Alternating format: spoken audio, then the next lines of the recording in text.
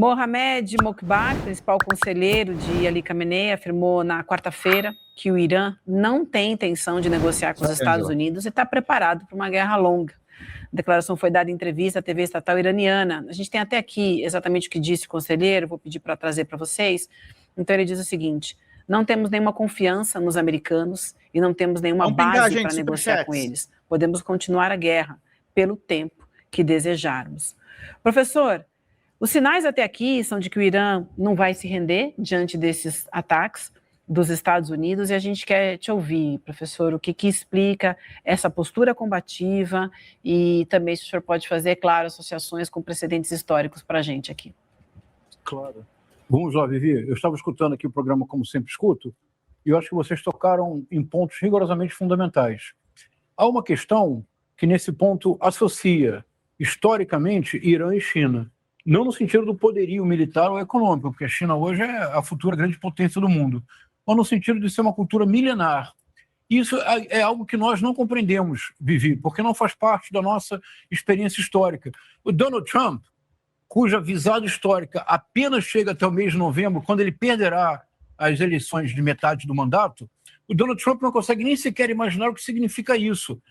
Mas veja, quando um jornal como o Estado de São Paulo publica aquele editorial espantoso, ninguém vai chorar pelo Irã, como se nós não fôssemos chorar por 160 meninos que foram para a escola e foram bombardeados. William, você sabe por que essas meninas foram para a escola? Porque elas foram bombardeadas no final de semana, na sexta e no sábado.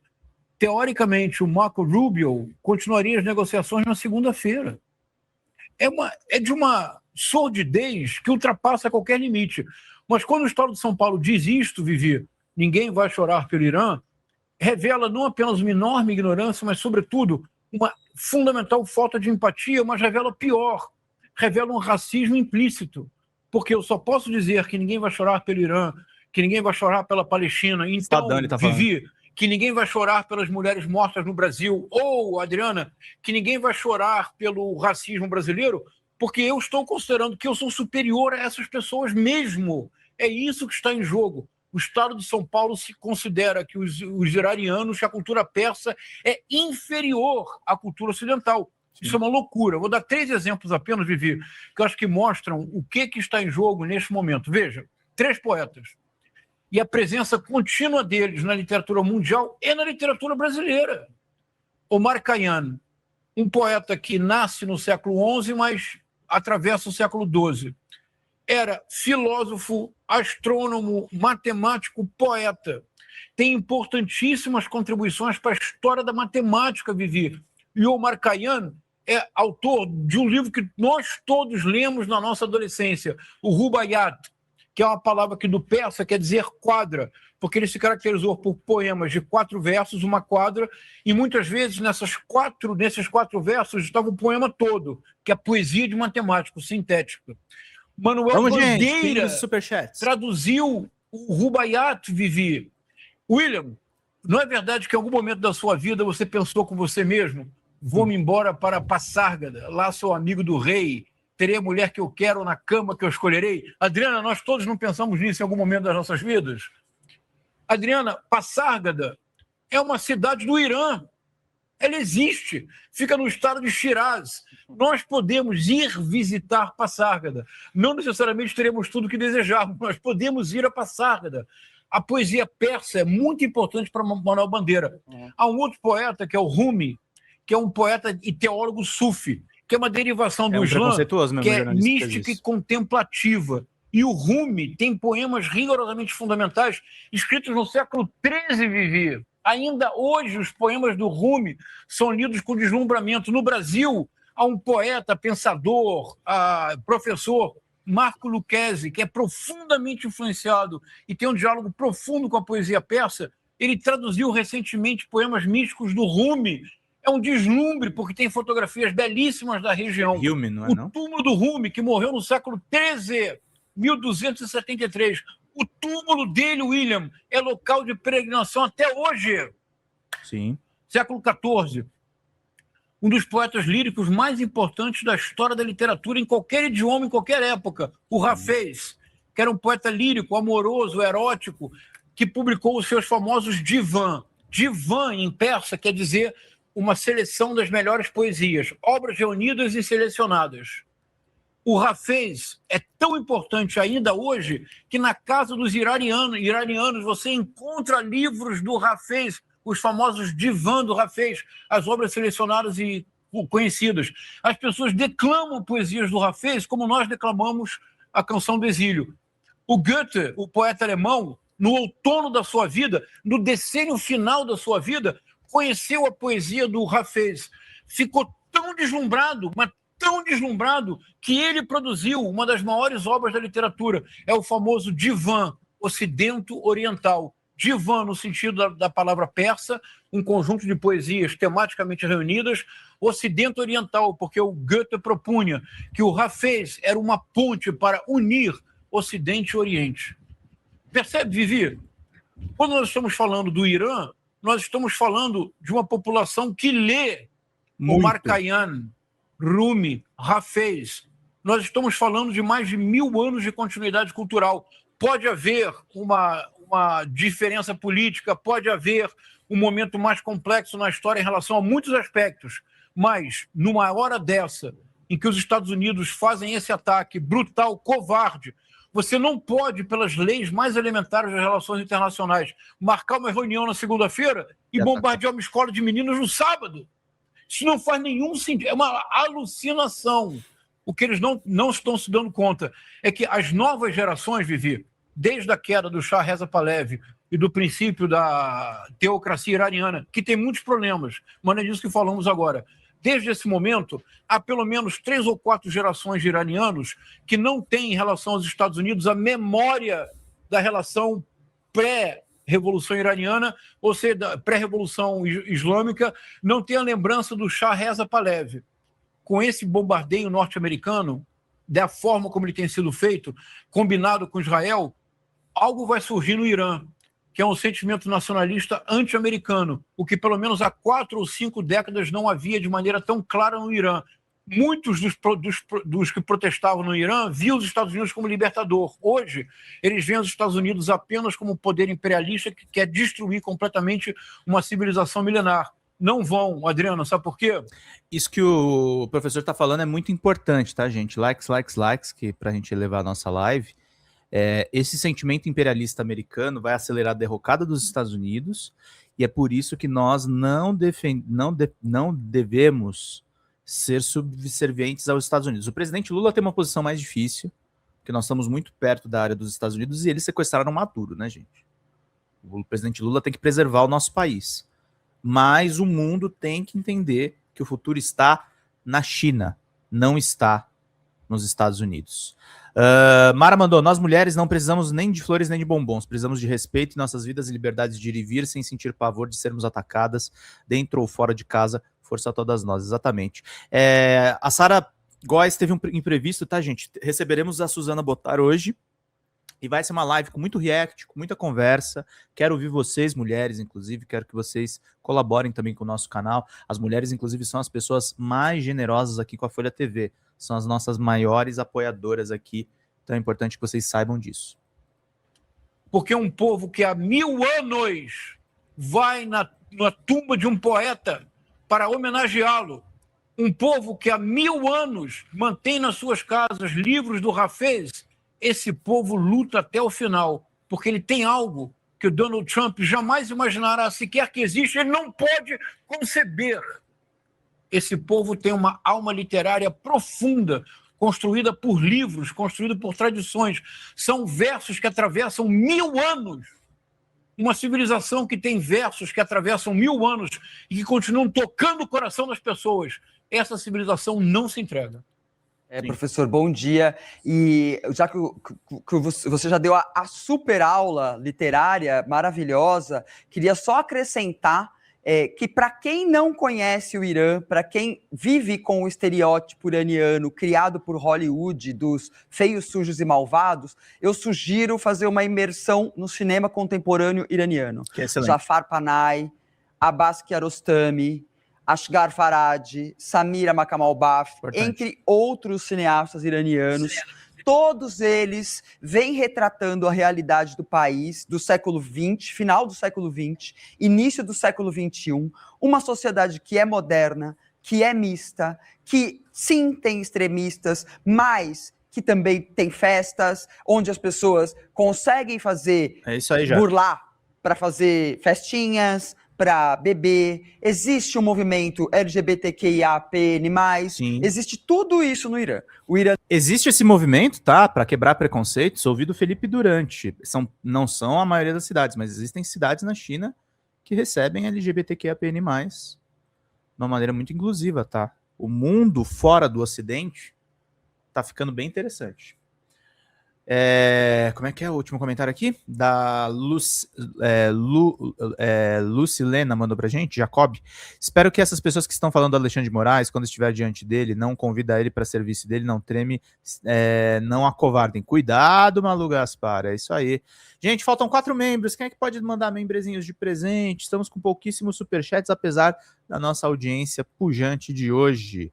Vamos acompanhar, meus queridos. Conselho da minha mãe, que nasceu em 38. Minha filha, você pode até se casar, mas antes tem uma carreira.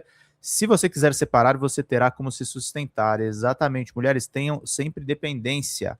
Independência. Vamos lá, meus queridos e queridas. Vamos embora. Tô tirando muito gado hoje, hein? Vamos lá. Não é e mulheres vestidas de preto, cobertas da cabeça aos pés, somente. O Irã não é também a imagem dos ayatolás somente. O Irã, sim, tem repressão, sim, é um regime muito repressivo, mas a população tem um movimento de resistência que levou 2 mulheres a ganhar o Nobel da Paz, por exemplo. Uma delas, inclusive, está presa e imagina o perigo que ela deve estar correndo ainda mais agora com esses bombardeios que estão sendo feitos pelos Estados Unidos. Então, acho que é muito importante, a gente ouve muita ignorância, muitas falas que mistificam uma cultura. Então, se não é para ler, já que nem todo mundo tem acesso aos livros ou não tem interesse em ler, então que vá procurar nas plataformas esses filmes que mostram esse Irã contemporâneo, esse Irã moderno e esse Irã onde existe uma resistência, sim, uma resistência que está sendo também minada. É um absurdo a gente ouvir o Donald Trump falar coisas como: povo, saia às ruas e tome conta agora, ocupe o seu governo. Como é que o povo vai sair às ruas e assumir o governo? Até porque o Irã tem esse governo que é super estabelecido. A gente viu, mata um, tem outro, mata um, tem outro, mata um, tem outro. E para terminar, inclusive esse mata um, tem outro, tem muita gente dizendo que a morte do Ali Khamenei, ele estava naquele lugar, naquele momento, de propósito, porque ele sabia que ele estava condenado à morte pelos Estados Unidos. Era um homem velho que estava sofrendo de câncer e que, para ele, morrer como um mito, morrer como um herói, era bem mais interessante do que se tivesse, por exemplo, morrido de câncer, né, professor? Que interessantíssima observação, Adriana, muito obrigado. Deixa eu pegar 2 pontos que você mencionou que são fundamentais. Vou começar pelo último. Há um vídeo circulando agora na internet que é muito impressionante. Certamente vocês viram. Um menino se aproxima do Khamenei e diz assim: eu quero ser um mártir. Porque o martírio faz parte da concepção teológica do Islã e é muito importante porque há uma série de recompensas para aquele que se martiriza. Resposta do Khamenei para o menino. Ele disse assim: ótimo, muito bom, você está no caminho certo, mas faça assim. Primeiro estude engenharia, direito ou medicina.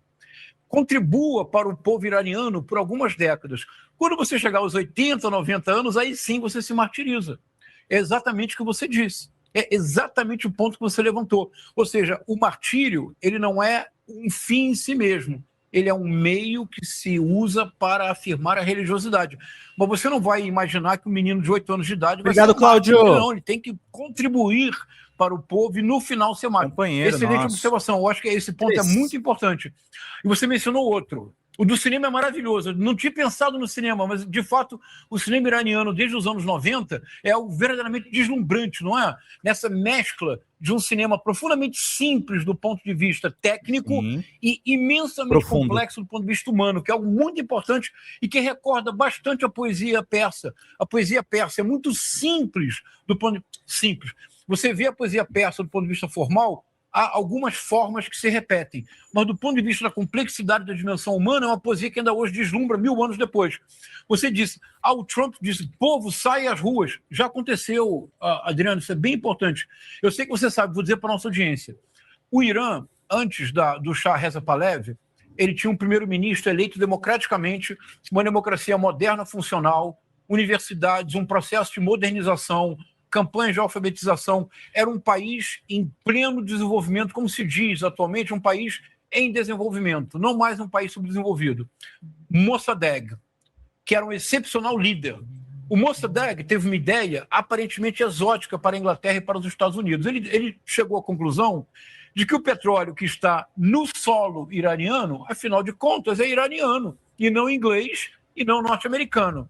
Mas a British Petroleum, que é a estatal britânica do petróleo, a BP, achou aquilo um absurdo completo que o Mossadegh tenha nacionalizado o petróleo para fomentar o desenvolvimento do Irã.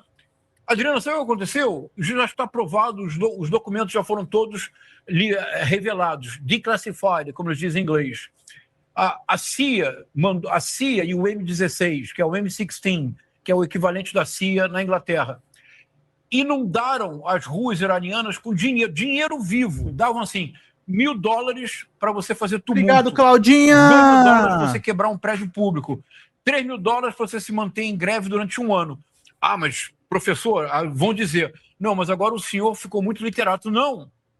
No Chile, em 1973, na iminência do golpe, 11 de setembro de 1973, hoje está provado, o que levou ao colapso final da economia chilena foi a maior greve de caminhoneiros da história da América Latina. Os caminhoneiros no Chile pararam, Adriano, eles pararam. Não circulava um produto no Chile, o que levou a debate final do governo Allende. Os documentos já estão disponíveis na internet. Você sabe por que os caminhoneiros pararam no Chile, Adriana? Porque a CIA pagava o dobro para eles não trabalharem. E eles ficaram parados. Então, a ideia de que o povo vai sair às ruas é uma ideia que já aconteceu, já foi financiado. E o que aconteceu? Houve uma instabilidade constante no governo do Mossadegh, o exército teve que intervir. Um pouco tempo depois, o Shah Reza Pahlavi chega pelas mãos dos Estados Unidos e da Inglaterra. A primeira coisa que faz, o petróleo é mesmo da British Petroleum. Então, isso já aconteceu. Agora, neste instante, os norte-americanos assumiram que estão armando rebeldes curdos para criar uma rebelião contra o Irã. Então, isso o que está em jogo é isto. Mas, eu vou repetir, Adriana, a sua lembrança do cinema foi perfeita. Junto à poesia, junto ao cinema, nós temos arte. Um povo que tem uma arte milenar, ele pode ser destruído, mas ele não se entrega. Muito bem, professor. É importante fazer um destaque, Vivian, só para encerrar. A gente tem que separar o povo, a cultura do regime, tá, gente? Existe uma diferença muito grande entre um regime opressor e um povo que vive sua vida, muitas vezes, na opressão. Como a própria Adriana muito bem citou, um regime opressor para mulheres e pessoas da comunidade LGBTQIA+, por exemplo, né, que são condenados à prisão, à morte, que precisam viver uma vida no armário, senão acabam sofrendo as consequências de um regime. O povo iraniano é diferente do regime iraniano, que é diferente da cultura iraniana, e é uma diferenciação importante da gente fazer. Importante, William, obrigada. Professor, diga lá, professor. Brevíssimo. É muito importante comentar, William. Me permita só uma observação. A ação conjunta dos Estados Unidos e Israel pode produzir algo inesperado. O inesperado não diria a junção do povo com o regime. Você tem toda a razão. É o regime teocrático opressor. Tem toda a razão, William. Mas o sentimento nacionalista provavelmente será despertado pela ação dos Estados Unidos e Israel e terá um efeito contrário ao que ele supõe. Fala, galera da Folha TV, não se esquece de se inscrever aqui no nosso canal para assistir programas como Folha Notícias Manhã, Folha Notícias Noite, o nosso Folha Entrevista e o nosso Barzinho das Meninas. Muitas coisas bacanas a gente acompanha por aqui e a gente precisa muito, muito do apoio de vocês para nosso trabalho jornalístico, investigativo, de curadoria de conteúdo, com vocês ajudando no nosso Pix, folhademocrata@gmail.com, ou mandando superchats, valeu demais, e os recursos financeiros, tornando-se membro do nosso canal, no nosso curso de jornalismo básico, para você ficar muito bem informado a respeito de tudo. Queridos e queridas, muito obrigado pela presença de todos vocês. Vida longa e próspera. Cuidem-se, cuidem dos seus e não esquece de se inscrever aqui na Folha TV. Até mais!